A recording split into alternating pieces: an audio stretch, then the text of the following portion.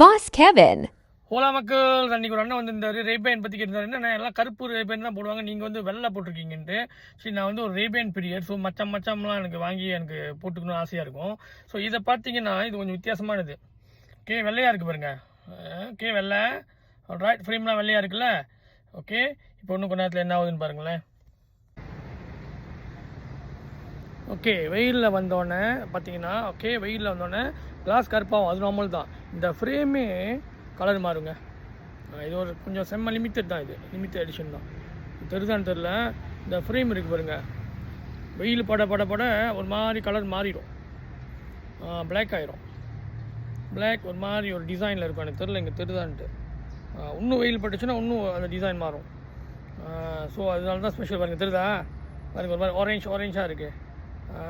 So இது தெரியுது, வெயில் பட பட அவங்க அப்படியே மாறிடுவாங்க. நம்ம எப்பவுமே கண்ணாடி மாறுற இதுதான் பார்த்துருப்போம்.